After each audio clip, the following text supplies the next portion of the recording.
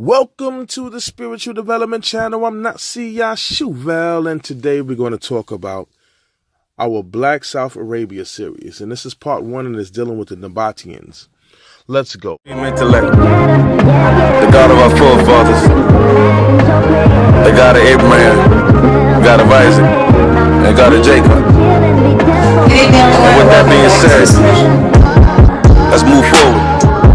You know, we all strive. We all strive for that relationship with God. You know, we all strive for the love he had for our father Abraham. Welcome to the Spiritual Development Channel. I'm Nazi Yashuvel. There's levels to this. It's only time to level up. I mean, let's strive for greatness.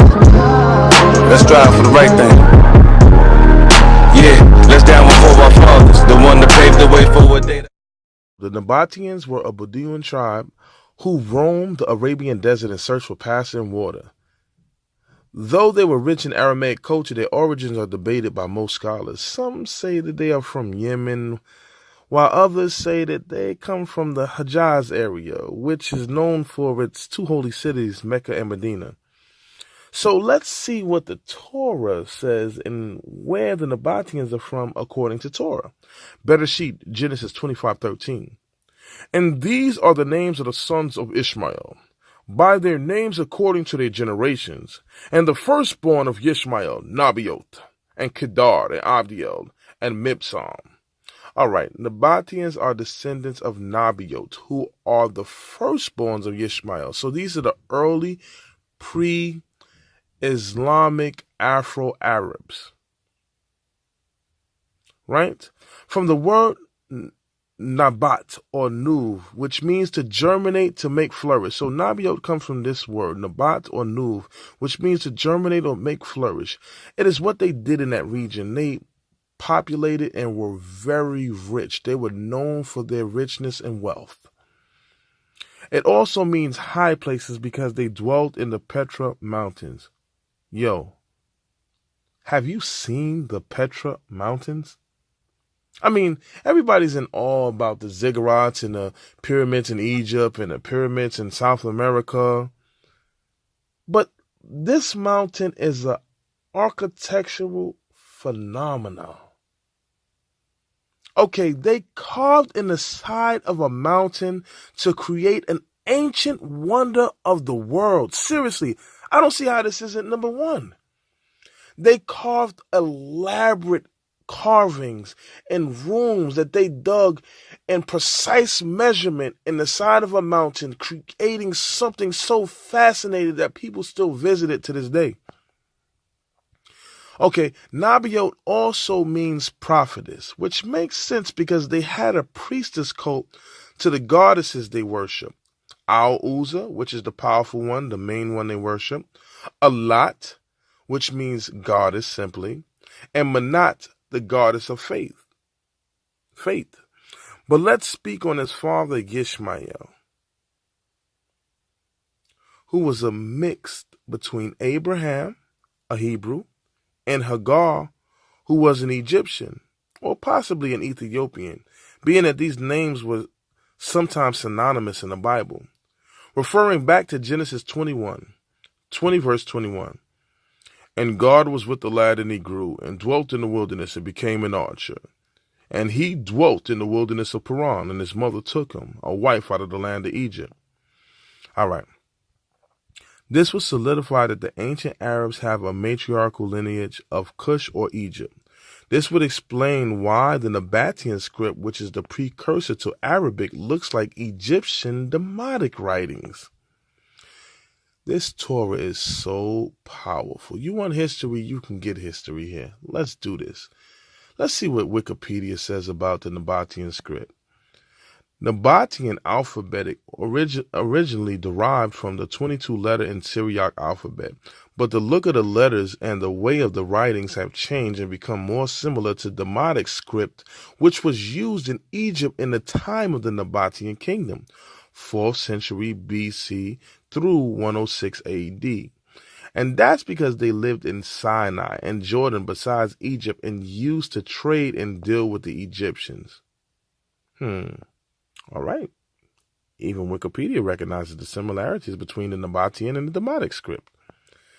This would prove that the Arabs are descendants of nomadic Hebrews and Egyptian or Cushite blood. So yes, they are black pre-Islamic Afro-Arabs. This is being hidden from your eyes on purpose. Even the word Arab or Erev in Hebrew means evening or dusky. All right, you can't hide this. You can't change this. These nomads were a major player in the Middle East and in Eastern African trade. Aramaic potsherds suggest that after 363 BC, after the Achaemenids, Persian Empire in Edomia was revolted against by Egypt and Kedar, people mentioned in the Bible, which is the second son of Ishmael, mentioned in Genesis 25:13.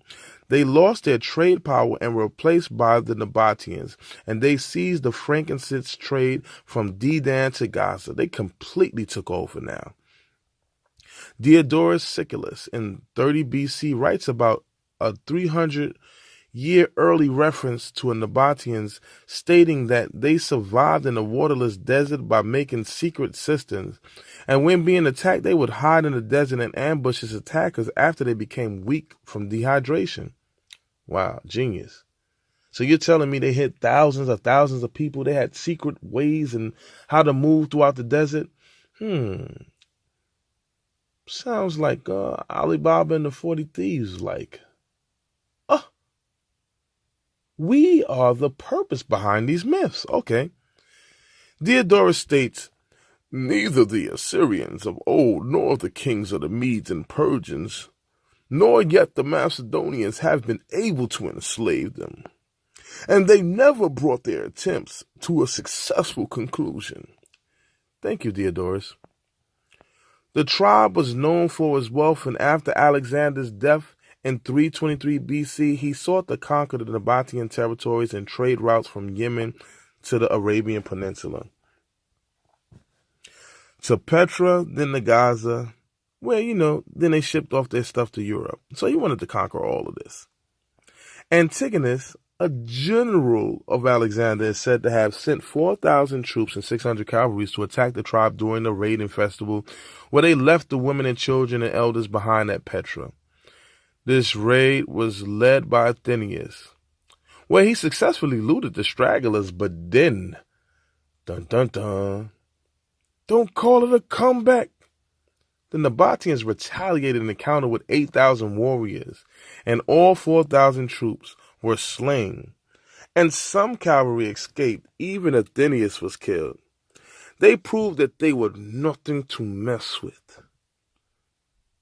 But later the tribe sent a letter to Antigonus requesting peace. Hey, we didn't try to start this. Y'all started this.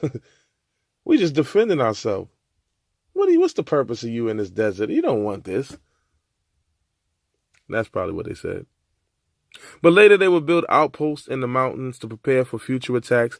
Antigonus later sent his son Demetrius, the besieger. Sounds scary, boy. This man about to tear things up. He about to tear these Nabateans up. He sent them with 4,000 troops. Okay, similar to last time. And 4,000 cavalries. Oh, you upped the cavalries. You upped the cavalries. They besieged Petra, but the Nabateans were able to stash troops, herds, and possessions in the mountains, where it was hard for Demetrius to conquer them, for they were superior on their terrain. So the Nabateans basically send a letter to him, what is this for, man? You're not going to get us. Just back off. Demetrius, being frustrated, was like, yeah, okay. You good. I'll take my people back. It ain't worth it. But nah. No. Let me tell you who wasn't happy. His father was not happy. He was not happy at all. He was so angry that he sent another man, Hieronymus of Cardia. But this time he sent it under the auspices that he was trying to extract bitumen from the Red Sea. Sounds like oil, war over oil. We heard this before somewhere, right? You got to have a purpose to conquer people, right? Because it doesn't make sense. You're lost to this people. You couldn't conquer them. You're wasting your time. People are dying. But now you have to have a reason to get it because you want to extract oil. That's what we talk about nowadays, right? All right, so soon as this man tries to pull up on the people, they were greeted with Nabatean Arabs with arrows on rafts, just bombing away at them, wiping them out. Remember, the scripture said that Ishmael was an archer. He was trained. Scriptures are so precise. Later, the Greeks general were at war with Ptolemies and Seleucids. So the Greek generals were at war with each other, which gave the Nabateans time to dominate and expand their area, right?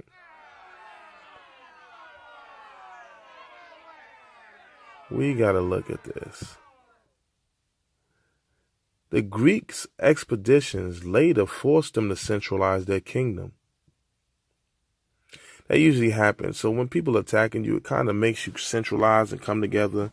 And the Milan Papyrus starts to describe a 3rd century Nabatean king. Later, the Nabateans started piracy and kidnapped Dionysus for selling women as slaves. All right.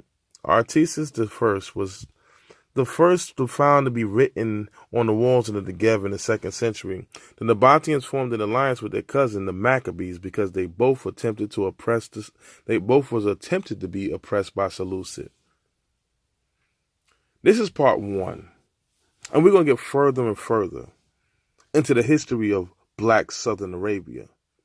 I try to make the information simple and precise for you. I hope that you enjoyed this part. Part 2 is coming real soon. Thank you, and subscribe, hit like, Spiritual Development Channel. Thank you.